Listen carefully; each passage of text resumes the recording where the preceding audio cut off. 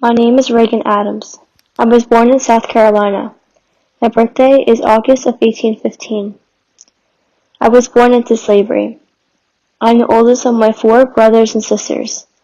I never got to see them grow up because we were all sold to different masters. We were separated from my mom and dad. Living away from my mom and dad was hard, but I managed. I was married to a woman that was a slave from a different plantation. I never saw her. I thought about my family while I was working to distract myself. My master made me work long hours in the field. The day started when the sun rose. From the beginning of the day to the end of the day, we stayed working in the fields, with little to no breaks. When we didn't follow my master's rules exactly, we were beaten.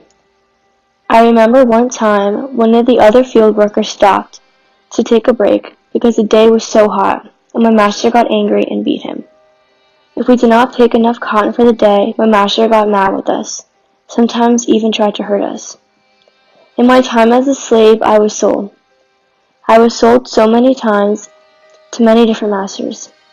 Most of the masters I was sold to were mean. When I was sold, I was hopeful that I'd be sold to a master that had my family. But I never was. One time, after I was sold to a new master, the other workers there already planned an escape. I wanted to escape with them, but my new master caught them trying to escape, and that was the last time I saw them. So I never tried to escape again. I never thought about escaping. If I ever wanted to see my family again, I couldn't try to escape, or else I would be gone too.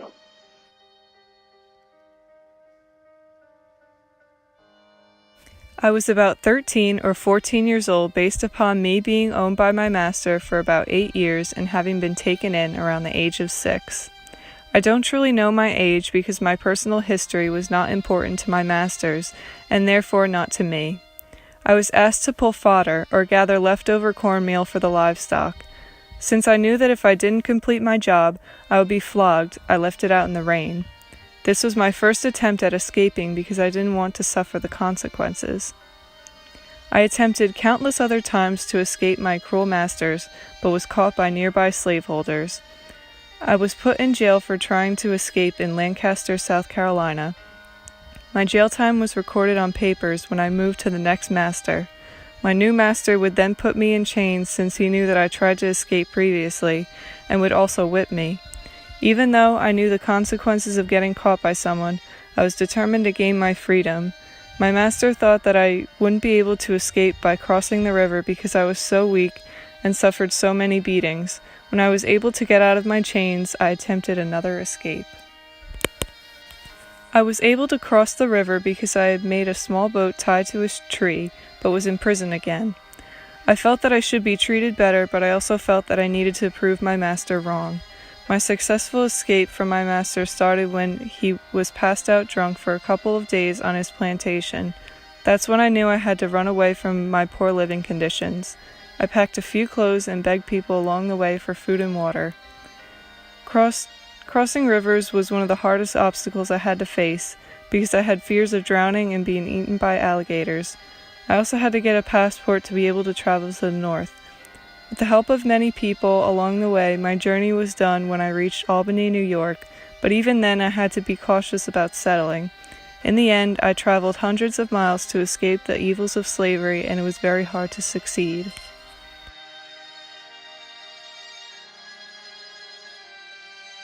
My name is Elizabeth Stone. I am now 65, but was a slave up until the age of 17, when we were set free. I worked on a huge plantation in Georgia. I never knew my father, and my mother lived with me until she was sold to another plantation miles away. I only have one sibling, my older sister Amelia. We have been through everything together. Even today, she is still my greatest friend. I remember the day we were freed. We were a bit nervous about the unknown because we had never lived free before, but mostly we were so excited to leave our plantation and live our own lives. But we soon began to realize that life after slavery was not at all what we thought it would be. My sister and I traveled for many days up to Connecticut. We decided to get as far away as we could from the evil South. Although we were no longer brutalized, we still had to face prejudice. I will never forget feeling my flushed face after walking past a group of white women. I was so embarrassed, for I knew they were laughing at me. Many laws prevented us from living completely free like the whites. Even in freedom, our passive enslavement affects us every day.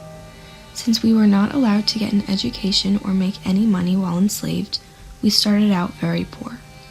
I began to work at a manual labor job so I could start to make money. We settled with some other freed slaves, friends of ours from our plantation.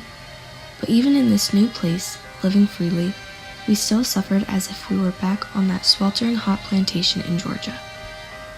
Throughout my life, my sister and I have been starving for food, stricken with fast-spreading illnesses, and faced endless poverty.